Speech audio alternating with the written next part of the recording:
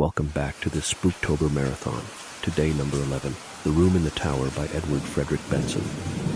The room was ready, and so was something else.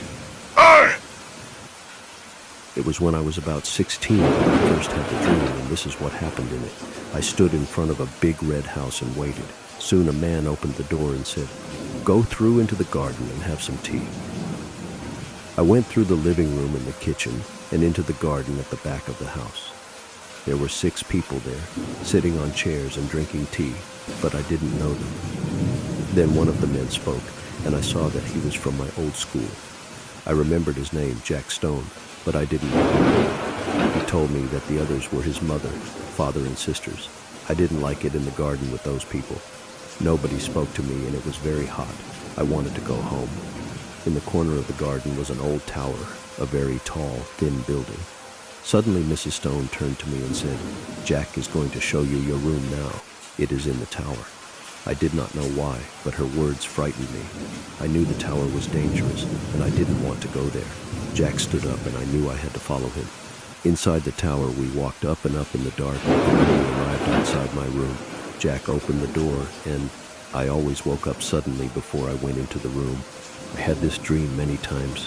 It was always the same, the garden, the family, the tower, and I always felt very hot and frightened when Mrs. Stone said, "Jack is going to show you your room now."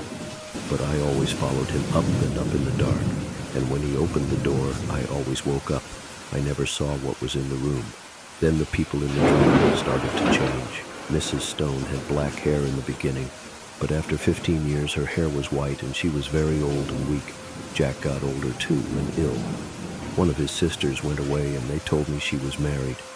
I didn't like these people and I didn't want to have the same dream all the time, but it always came back to me in the night. Then suddenly the dream stopped for about 6 months. I was very happy and I tried to forget the garden, the people, and the tower.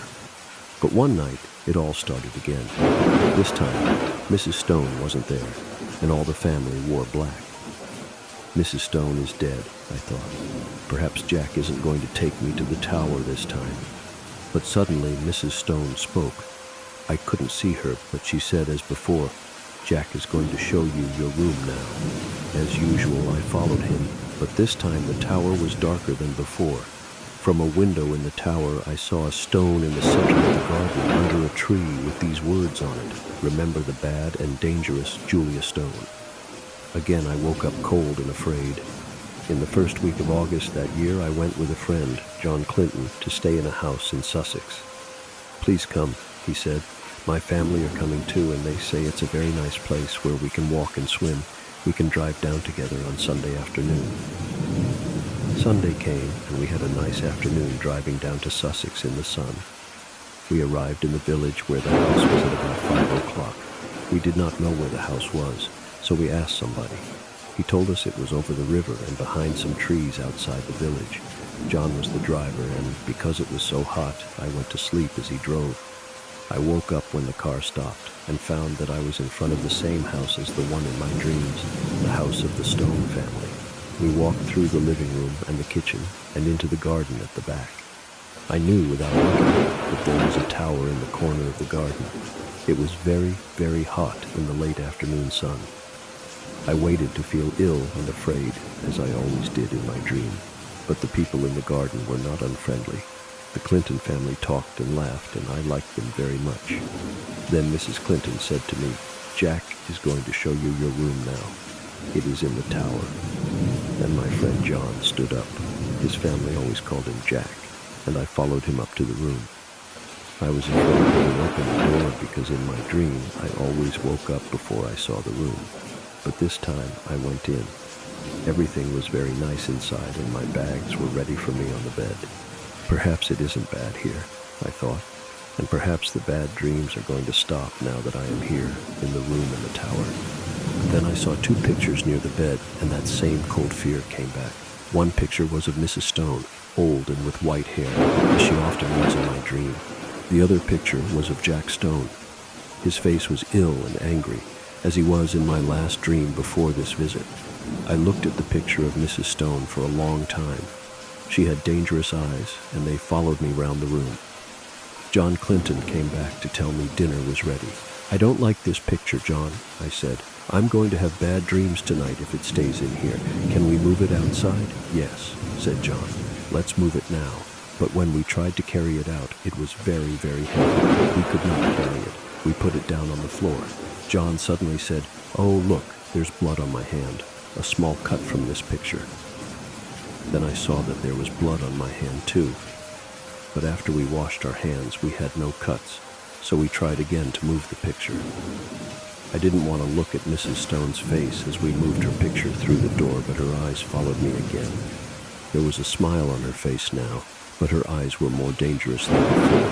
Her mouth was blood red, and the picture was heavier and heavier. We left the picture outside the door of my room. We went down to dinner, and when we finished, John and I went out into the garden to smoke. It was a very hot night, hotter than the day, and I didn't much want to go to bed. Suddenly, a dog ran across the garden and sat under the tree I could see from my bedroom window. The dog sat on the place where the stone was in my dream, and it did not move. It was frightened. It sat and looked at the tower for a minute and then ran away. Next came a cat, and it did the same thing. "Do you see those animals?" I asked John. "Why are they so afraid?" "I don't know," he said. At about midnight, we said good night, and I went to bed. It was very hot, but I was tired, and I thought I was ready to sleep. Without the picture of Mrs. Stone in my room, I was happier, and I didn't think about her dangerous smile or the cuts on her hands. I closed my eyes and slept. I woke up suddenly. I don't know what time it was. The room was very dark, and for a minute I didn't know where I was. Then, with sudden fear, I remembered. A light came on, and I saw a woman I knew, the woman in the picture. I saw those dangerous eyes, the blood-red mouth, the smile. Mrs. Stone put a cold hand on my neck and spoke. "So, you are here in the tower, after so many years and so many dreams?" "Yes, I waited and waited for you, and then I stopped waiting, but at last you came. I am so happy that you came. Tonight I am going to have a good dinner. I am thirsty. I am hungry. I am waiting. Yes, I am so happy that you came after all this time." Again she put her cold hand on my neck, and then her face came slowly down, and her teeth started to cut into me. I was too weak to move, but suddenly I knew I had to get away quickly. I hit her hard in the face, and at the same time I jumped out of bed and ran to the door. John Clinton was outside. "I heard a noise," he said. "What is it? What's wrong?" And then, "Look, there's blood on your neck." "John," I said, "that woman in the picture we took from the room this afternoon, she came back.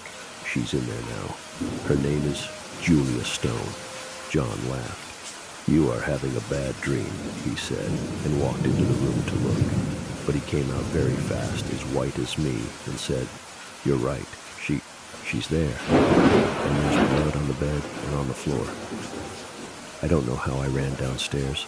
My legs were weak, and it was difficult to stand, but soon we were out in the garden again. We left the house the next day. About a year later, I went back to the village to ask the people there if they knew anything about the owner and about Julia Stone. One very old woman knew the story. This is what she told me. 8 or 9 years ago, a woman died in that room in the tower where you stayed. 3 times the village people tried to bury her at the church, but each time somebody saw the dead woman's ghost at night, with blood on her mouth and a dangerous smile. Then we knew that she killed people and drank their blood. We didn't want to try to bury her anymore, so we took her back to the house with the tower and buried her under the tree you can see from the window of that room. There she stays, waiting quietly, sometimes for many years. But people say she visits young men in their dreams, and she brings them here. I think you know what happens to them when they arrive. And that's it for this story. I guess you could say, nom nom nom nom nom nom nom nom, dead.